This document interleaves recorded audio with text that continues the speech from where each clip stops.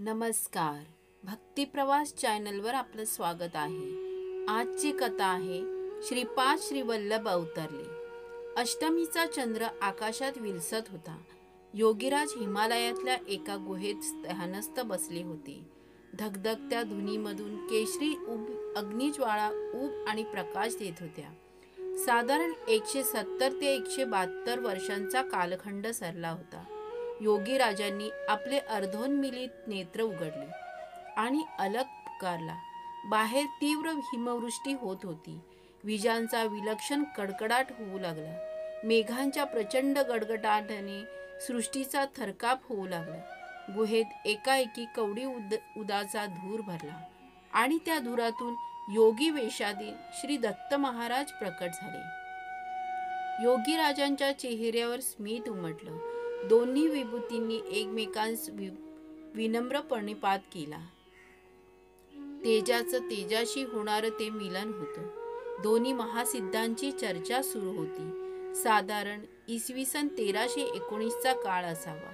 योगीराजांनी श्री दत्त महाराजांकडे क्षेमकुशल विचारून प्राप्त परिस्थितीत जम्बूद्वीपामध्ये म्हणजेच भारत देशात काय चाललं आहे असं विचारलं. दत्त महाराज म्हणाले, 11व्या शतकात जम्बूद्वीपातील समाजानं राजकीय आणि धार्मिक गुलामगिरी अनुभवली होती.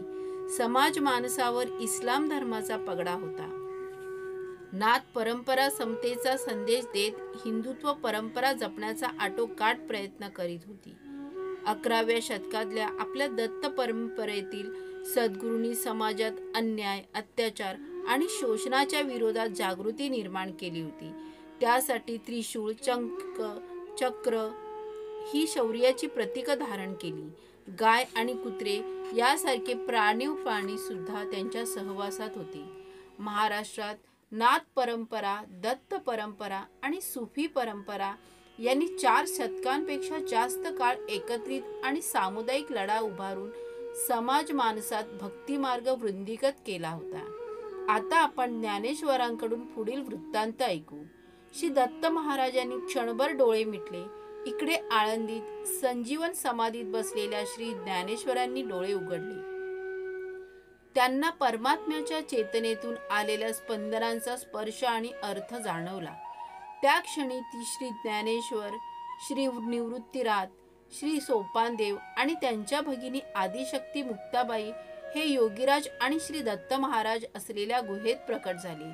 श्री दत्त महाराजांनी श्री ज्ञानेश्वरांना परिस्थितीचं उद्बोधन करायला सांगितलं. काय मनोहरी दृश्य! स्वतः परमात्मा त्रिगुणातीत श्री दत्त महाराज, शिव, विष्णू, ब्रह्मा आणि योगमायेचे स्वरूप श्री ज्ञानदेव, निवृत्तीनाथ, सोपान आणि मुक्ताई हे त्या गुहेत सद्य परिस्थितीबद्दल चर्चा करत होते. जगत कल्याणाची रूपरेषा ठरवित होते. श्री ज्ञानेश्वरांनी जम्बूद्वीपाच्या पश्चिम भागात म्हणजे आपल्या महाराष्ट्रात वारकरी संप्रदायाची मुहूर्तमेढ रोवून भक्ती संप्रदायाची उत्तम वाढ होत असल्याचं सांगितलं. शुद्ध ज्ञान सर्वसामान्यापर्यंत पोचवण्यासाठी प्राकृतात भगवद्गीता म्हणजेच भावार्थ दीपा अर्थात ज्ञानेश्वरीचा प्रचार आणि प्रसार होत असल्याची माहिती दिली. त्यांनी स्वतः भावार्थ दीपिकेच्या माध्यमातून सर्वसामान्यांना गीतेतला कर्मयोग, ज्ञानयोग आणि भक्तियोग सोप्या भाषेत समजावून दिल्याने समाजात भक्तिभाव आणि त्यायोगे सलोखा वाढून समाज जीवन समाधानी बनत असल्याचं विशेषत्वानं नमूद केलं.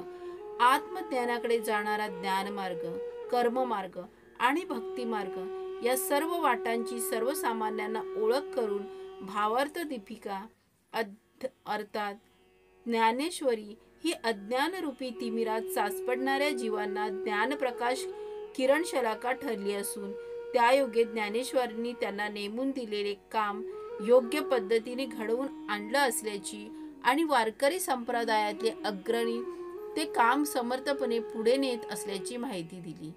सर्व वृत्तांत ऐकून योगीराजांनी आनंदाने मान डोलावली. आता वेळ आली होती. योगीराजांनी सिद्धांच्या महासभेत सांगितलेल्या त्यांना श्रीपाद श्री वल्लभ अवताराची. कलियुगात विपरीत ज्ञान वाढू लागल्याने आत्मज्ञान प्राप्तीच्या मार्गावर लोक दिशाहीन झाले होते. पाप आणि दुराचरण यामुळे भूमीला भार झाला होता. या भक्तांना गुरु शिष्य परमा मार्गाने उपासनेविषयी मार्गदर्शक होऊन भक्तजनांचा उद्धार करण्यासाठी योगीराजांनी श्रीपाद श्री वल्लभ अवतार घेण्याचं ठरवलं. श्री दत्त महाराजांनी आंध्र प्रदेशातील पिठापूर इथल्या परम पुण्यवान आणि सत्वगुणी सुमती महाराणी आणि अप्पलराज शर्मा यांची आई आणि वडील म्हणून निवड केली. हे दोघेही श्री विष्णूची अतिशय मनोभावे आराधना आणि उपासना करत असत. श्री दत्त महाराजांनी जन्म घेण्यासंदर्भात सुयोग्य व्यक्तींची निवड केलेली पाहून योगीराजांनी प्रसन्नतेने मान डोलावून संमती दर्शविली. योगीराज आणि दत्त महाराज आता जोडीने गुहेबाहेर येऊन हिमपर्वत उतरू लागले. इकडे पिठापुरात राज शर्मांची पत्नी सुमती राणी तिसऱ्या खेपेस गर्भवती होती. आधीची 2 बालकं, एक जन्मांध तर दुसरे लंगडे असल्यामुळे ते पती पत्नी दुःखी होते. एके दिवशी रात्री सुमती महाराणी स्वप्नात ऐरावताचं दर्शन झालं. नंतर काही दिवस शंख, चक्र, गदा, पद्म, त्रिशूळ इत्यादी आणि विविध देवता, ऋषी, सिद्ध आणि योगी अशी अनेक दर्शनं स्वप्नात येऊ लागली. नंतर तर जागृतावस्थेत देखील तिला दिव्य दर्शने होऊ लागली. सुमती महाराणीने या गोष्टी आपल्या पतिराजांना सांगितल्या. राज शर्मा कालाग्नी दत्ताची उपासना करायचे. या कालाग्नी दत्ताने एक तेजपुंज तरुण योग्याचं रूप राज शर्मास दाखवलं आणि सांगितलं, हे तू पाहिलेलं रूप म्हणजे येणाऱ्या शताब्दीतला माझा एकुलता एक अंशावतार आहे. मी तुझ्या मागच्या जन्मात दत्त स्वरूपात तुला दर्शन देऊन तुझी काय इच्छा आहे असं विचारल्यावर तू पितृश्राद्धाच्या दिवशी जेवायला यावं अशी विनंती केली होतीस. मी ते जेवून तुझ्या पितृदेवतांना शाश्वत ब्रह्मलोक दिला. राजशर्मा आपल्या पत्नी सुमती राणीस म्हणाले, या जन्मात कोणत्याही रूपात ते श्री दत्त महाराज भोजन द्या असे विचारतील. तो दिवस पितृश्राद्धाचा असला तरी देखील कसलाही विचार न करता ब्राह्मण जेवायच्या अगोदर त्यांना भोजन अवश्य द्यावे.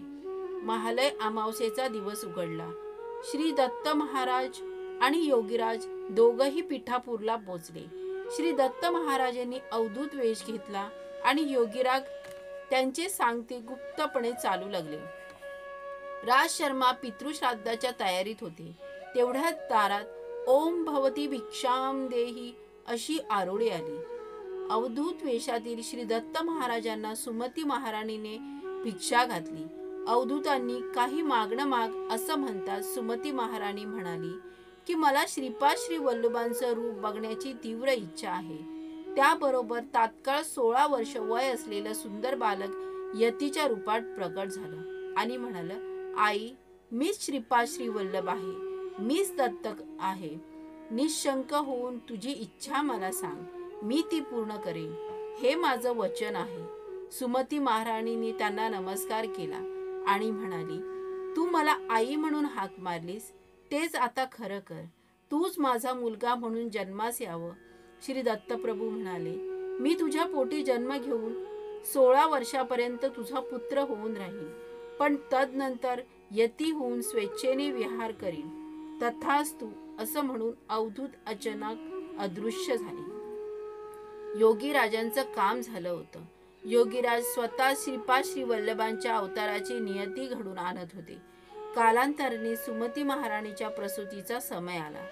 सुईणीला पाचारण करण्यात आलं. श्री दत्त महाराज आणि योगीराज गुप्त रूपाने तेथेच हजर होतेच.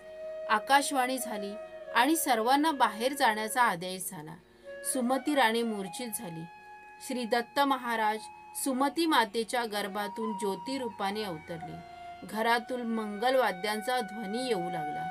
योगीराज प्रकट झाले आणि त्यांनी आपल्या त्रिशूळाने भूमीवर प्रहार करताच त्यांच्या सान्निध्यात 4 वेद आणि 18 पुराणे ज्योती रूपाने प्रकट झाली. अभूतपूर्व असा तो प्रसंग होता. योगीराजांच्या देहातून सोनेरी कण विखरायला लागली आणि ज्योती रूपाने प्रगटलेल्या श्रीपाद श्री वल्लभांच्याकडे झेपावली.